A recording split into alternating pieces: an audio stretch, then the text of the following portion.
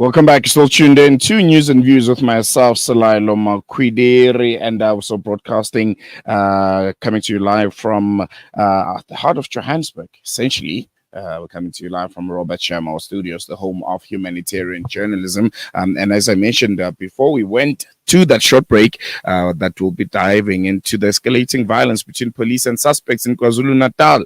Since April, over 40 alleged criminals have been shot dead in shootouts with police, raising critical questions about law enforcement's approach to handling crime.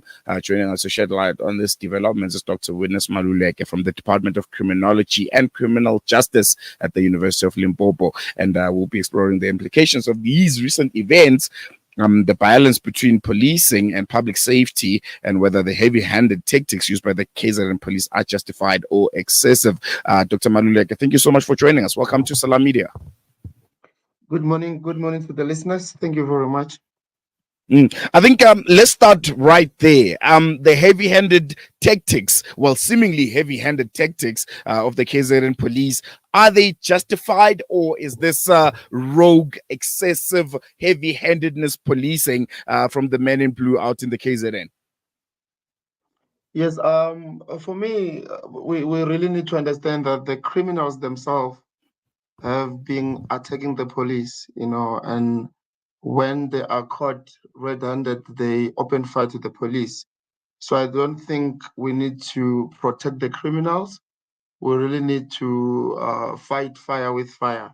So the way in which the police are responding across KZN as well as Western Cape indicate that the police are now serious about their work, and they are trying to ensure that the criminals get deterred to commit serious crimes, as we have seen or witnessed over the last few months.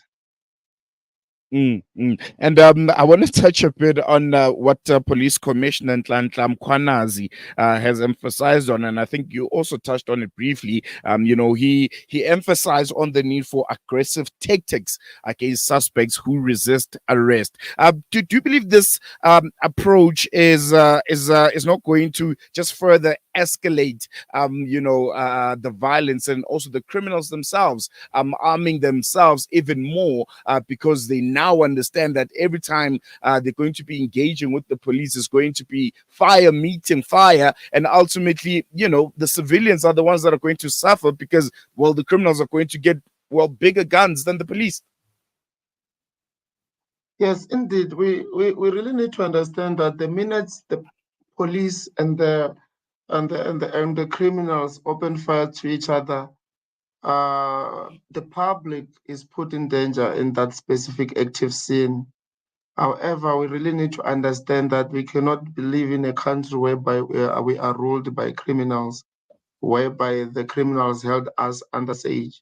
We really need to have responsive strategies that will suggest that we are serious about our attempt to ensure that the safety and security of our citizens are restored across the country, and the criminals are not ruling the country as we have seen.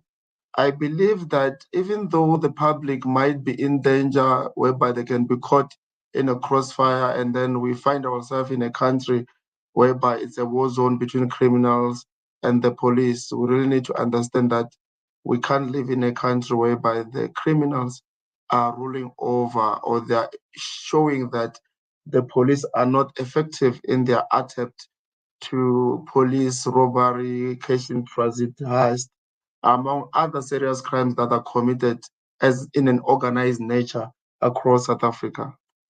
And when it comes to the training of the police themselves, is this part of the training? Is this the primary measure that they should be implementing when faced with a situation where criminals that they might be pursuing are armed and are exchanging fire with them? Is the primary objective to shoot to kill? Is that it, or are there any other steps that they should be following before delivering those rounds? Because we've heard reports that the police have been in some instances used heavy caliber military grade weapons. Is this the primary resolution when faced with such altercations with criminals?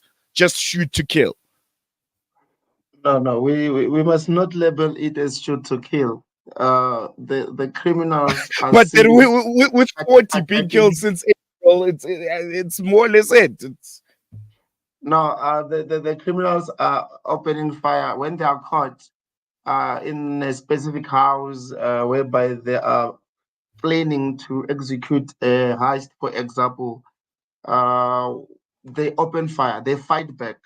So even the law is protective on that. The Criminal Procedure Act is very clear on that if you read section 49, whereby the police must use minimum force reasonable to the actions that are directed to them by the suspect. So the mandate is not to kill anyone. However, let's understand that even the criminals themselves, when they shoot, they are not merciful in that moment. They can kill the police.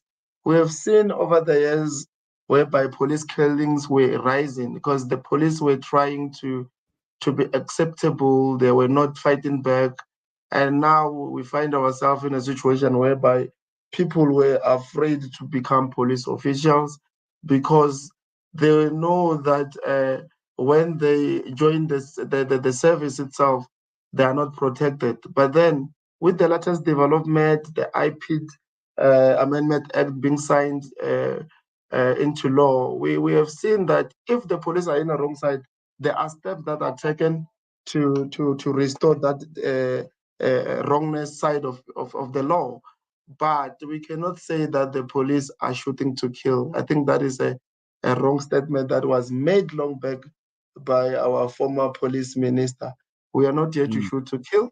We are here to ensure the public is safe and free from criminal activities, as promised again by the National Development Plan of 2030, if you read more into chapter 12.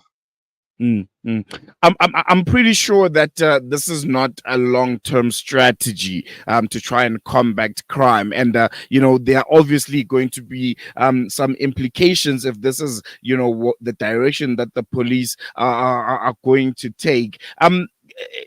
What could be a better mitigating factor to this? Is there a better way to deal with it, or is it a situation? Is every situation unique?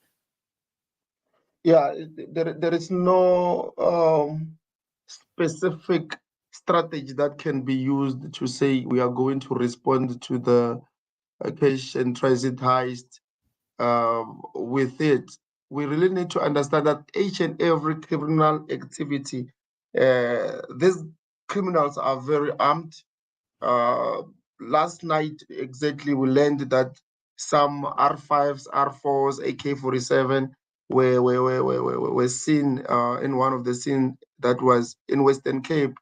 And the police have to shoot, in that instant because they were attacked.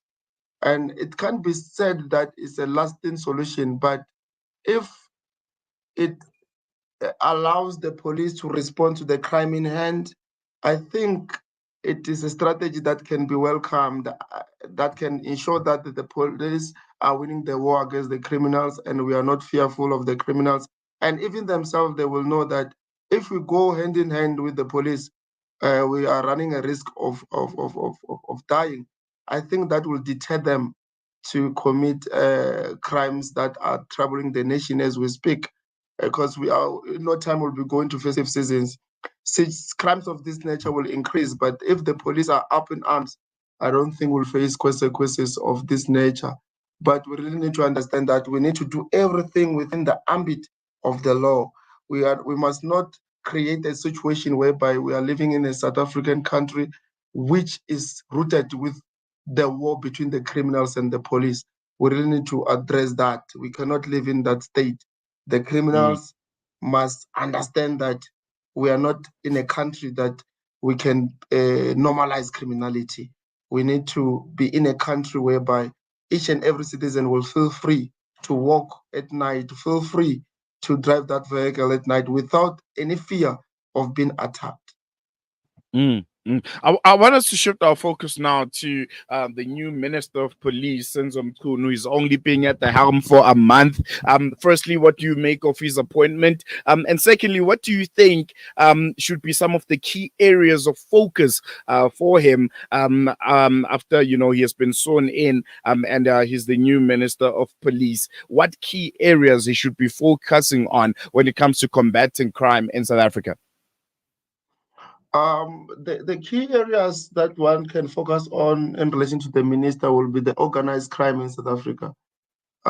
We have learned over the few days that the criminals in South Africa, they run across the country. You'll find someone from Gauteng as a criminal or well-known criminal operating in KZN or operating in Western Cape. So we really need to stabilize the organized nature of crime in South Africa. And another thing that needs to be understood is the intelligence-led policing, whereby the community will be able to give detailed information to the law enforcement agencies about criminal activities in their immediate communities.